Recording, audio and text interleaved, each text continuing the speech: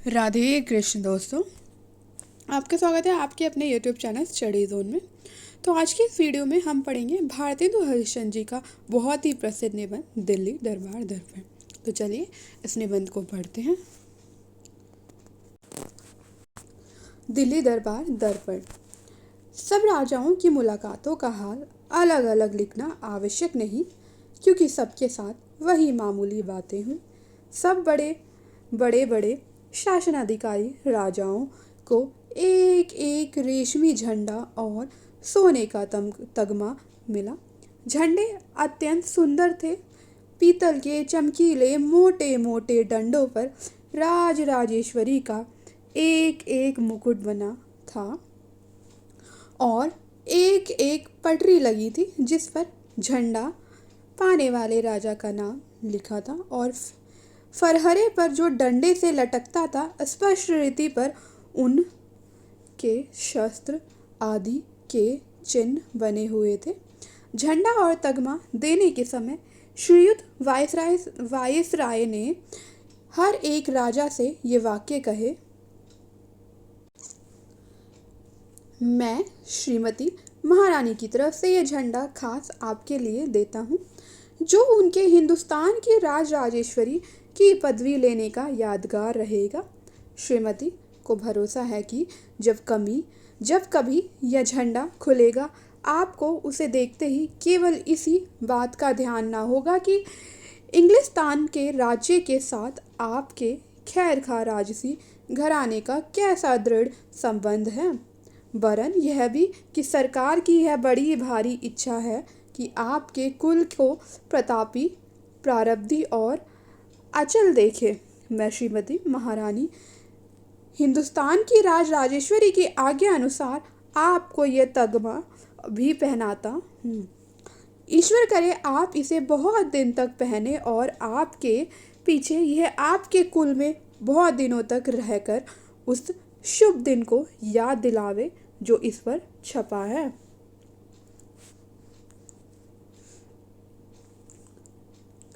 शेष राजाओं को उनके पद के अनुसार सोने या चांदी के केवल तगमे ही मिले। किलात के खां को भी झंडा नहीं मिला, पर उन्हें एक हाथी जिस पर 4,000 की लागत का हौदा था, जड़ाऊ गहने, घड़ी, कारचोबी, कपड़े, कमखाब के थान वगैरह सब मिलाकर 25,000 की चीज़ें तोहफे में मिली। यह बात किसी दूसरे के लिए नहीं हुई थी। इसके सिवाय जो सरदार उनके साथ आए थे, उन्हें भी किश्तियों में लगाकर 10,000 रुपये की चीज़ें दी गई। प्रायः लोगों को इस बात के जानने का उत्साह होगा कि खां का रूप और वस्त्र कैसा था। निसंदेह जो कपड़ा खां पहने थे वह उनके साथियों से बहुत अच्छा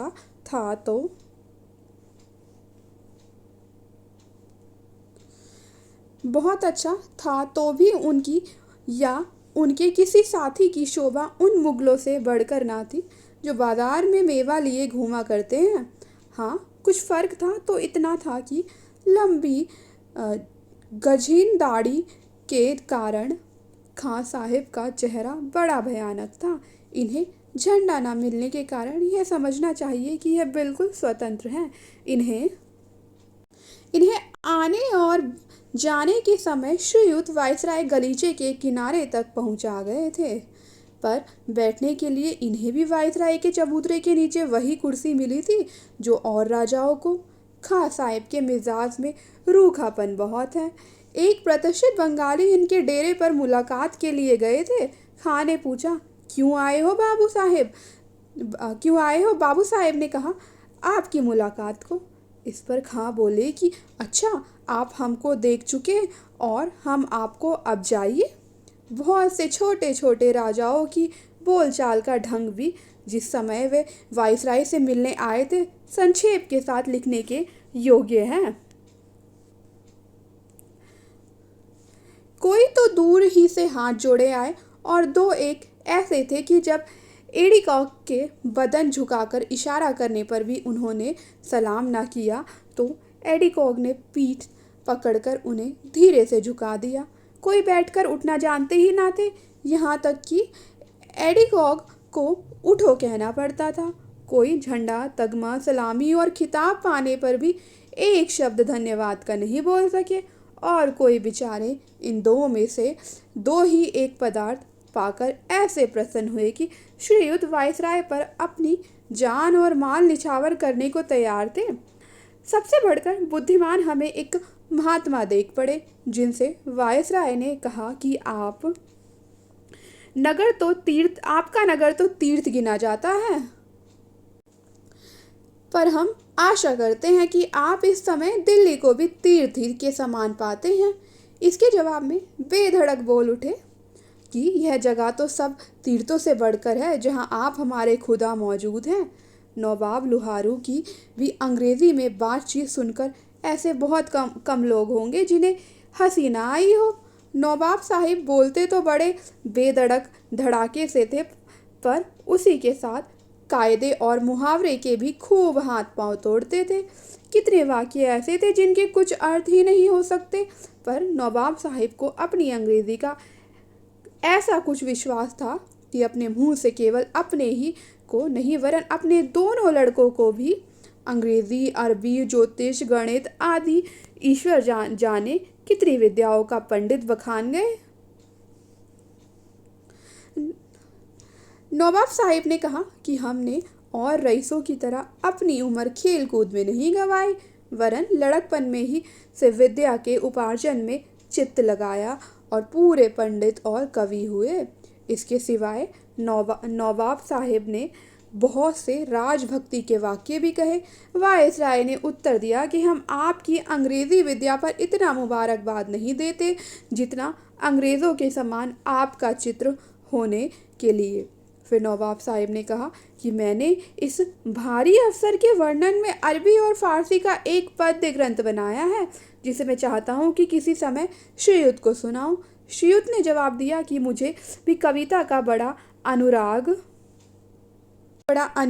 है, और मैं आपसा एक भाई कवि, ब्रदर पोइट देखकर बहुत प्रसन्न हुआ और आपकी कविता सुनने के लिए कोई अवकाश का समय अवश्य निकालूंगा।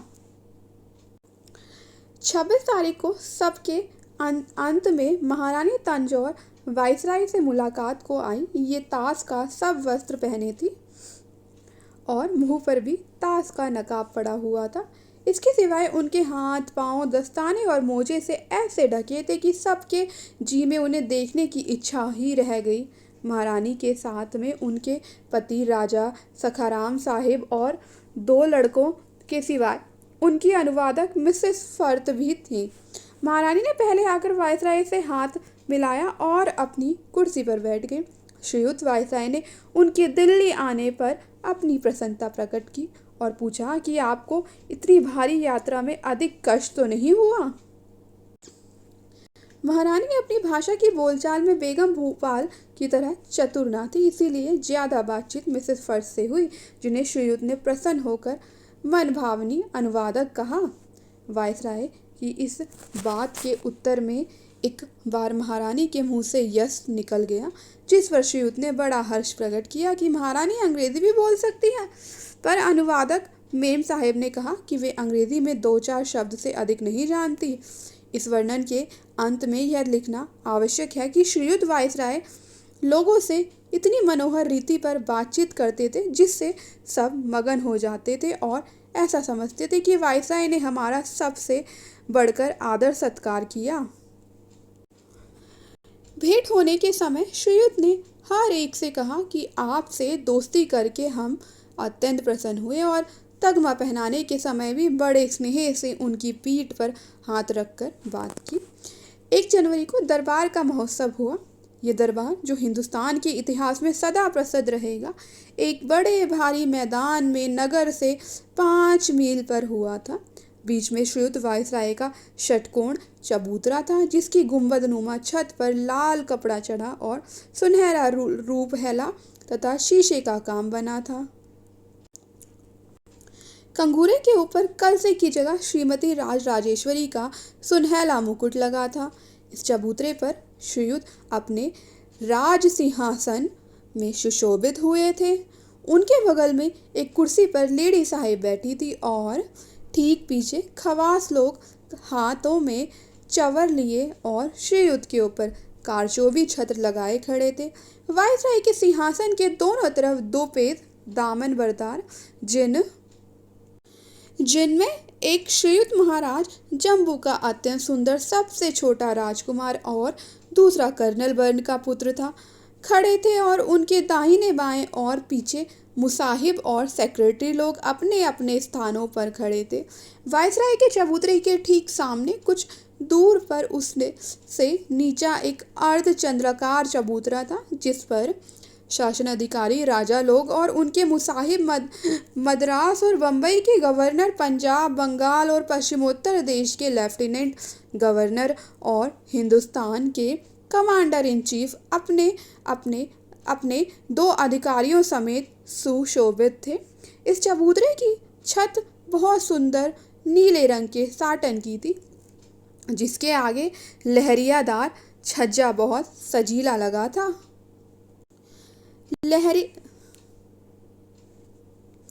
लहरिये के बीच दो में सुनहले काम के 4 तारे बने थे।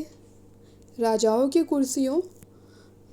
कुर्सियां भी नीली साटन से मड़ी थी और हर एक के सामने वे झंडे गड़े थे जो उन्हें वायसराय ने दिए थे, और पीछे अधिकारियों की कुर्सियां लगी थी जिन पर भी नीली साटन चढ़ी थी। हर एक राजा के साथ एक एक पॉलिटिकल अफसर भी था। इनके सिवाय गवर्नमेंट के भारी भारी अधिकारी भी यहीं बैठे थे। राजा लोग अपने अपने प्रांतों के अनुसार बैठाए गए थे, जिससे ऊपर नीचे बैठने का बखेड़ा बिल्कुल निकल गया था। सब मिलकर 63 शासन अधिकारी राजाओं को इस चबूतरे पर जगह मिली थी, जिनके नाम नीचे लिखे हैं।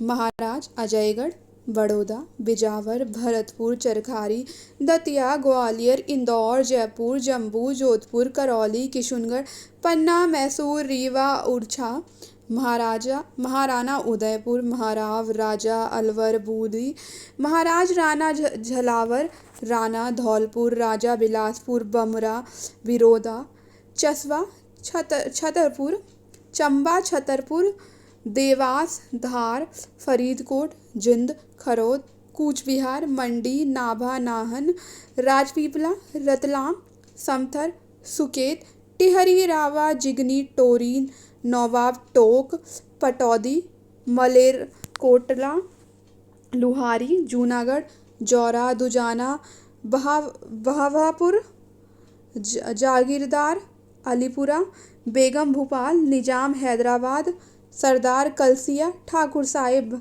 भावनगर, मुरबी, पिपलौदा, जागीरदार, पालदेव, मीर खैरपुर, महंत कादका, नंदगांव और जामनवा नगर।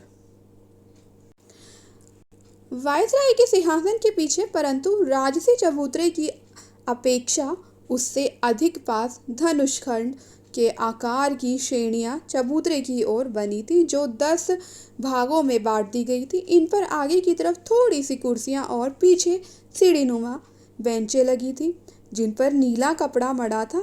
यहाँ ऐसे राजाओं को जिन्हें शासन का अधिकार नहीं है और दूसरे सरदारों, रईसों, समाचार पत्रों के संपादकों और यूरोपियन तथा हिंदुस्तानी अधिकारियों को जो गवर्नमेंट के नेवते में आए थे या जिन्हें तमाशा देखने के लिए टिकट मिले थे, बैठने की जगह दी गई। ये 3000 के अनुमान होंगे। किलात के खां, गोवा के गवर्नर जनरल, विदेशी राजदूत, बाहरी राज्यों के प्रतिनिधि, समाज और अन्य देश संबंध कौंसिल लोगों की कुर्सियां भी श्रीयुत वायसराय के पीछे सरदारों और रईसों की चौकियों के आगे लगी थी। दरबार की जगह दक्षिण तरफ 25,000 से ज़्यादा सरकारी फौज हथियार बांधे लैस खड़ी थी और उत्तर तरफ राजा लोगों की सजीरी पलटने भांति भांति की वर्दी पहने और चित्र विचित्र शस्त्र धारण किए परा बांधे खड़ी थी। इन सब की शोभा देखने से काम रखती थी। इसके सिवाय राजा लोगों के हाथियों के परे जिन पर सुनहली अमारियाँ कसी थी और कारचोबी झूले पड़ी थी। तोपों की कतारें, सवारों की नंगी तलवारें और भालों की चमक, फरहरों का उड़ना और 2 लाख के अनुमान तमाशा देखने वालों की भीड़ जो मैदान में डटी थी, ऐसा समा दिखलाती थी जिसे देख जो जहाँ था वहीं हक्का बक्का हो खड़ा रह जाता था। वायसराय के सिंहासन के दोनों तरफ हाईलैंडर दो लोगों का गार्ड ऑफ ऑनर और बाजे वाले थे और शासन अधिकारी राजाओं के चबूतरे पर जाने को जो रास्ते बाहर की तरफ थे उनके दोनों ओर भी गार्ड ऑफ ऑनर खड़े थे।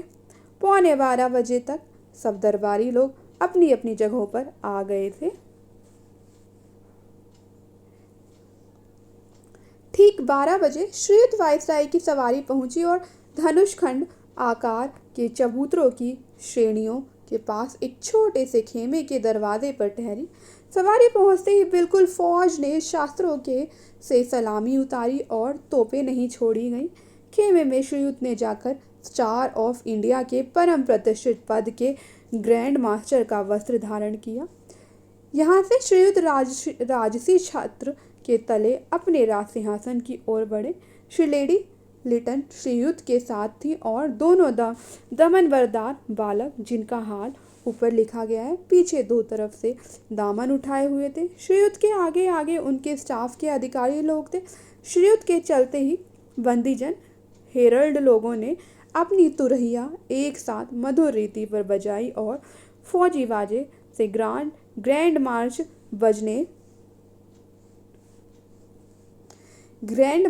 बजने लगा। जब श्रीयुत सिंहासन वाले मनोहर चबूतरे पर चढ़ने लगे तो ग्रैंड मार्च का बाजा बंद हो गया और नेशनल एंथम अर्थात गॉड सेव द क्वीन ईश्वर महारानी को चिरंजीवी रखे ये नेशनल एंथम का बाजा बजने लगा और गार्ड्स ऑफ ऑनर ने प्रतिष्ठा के लिए अपने शस्त्र झुका दिए। जो ही श्रीयुत राज सिंहासन पर सुशोभित हुए बाजे बंद हो गए और सब राजा महाराजा जो वायसराय के आने के समय खड़े हो गए थे बैठ गए।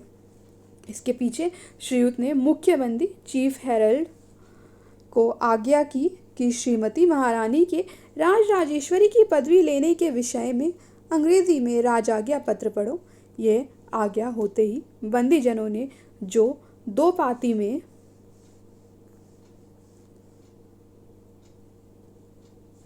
राज सिंहासन के चबूतरे के नीचे खड़े थे तुरही बजाई और उसके बंद होने पर मुख्य बंदी ने नीचे की सीढ़ी पर खड़े होकर बड़े ऊंचे स्वर से राज आज्ञा पत्र पढ़ा जिसका उल्टा यह है।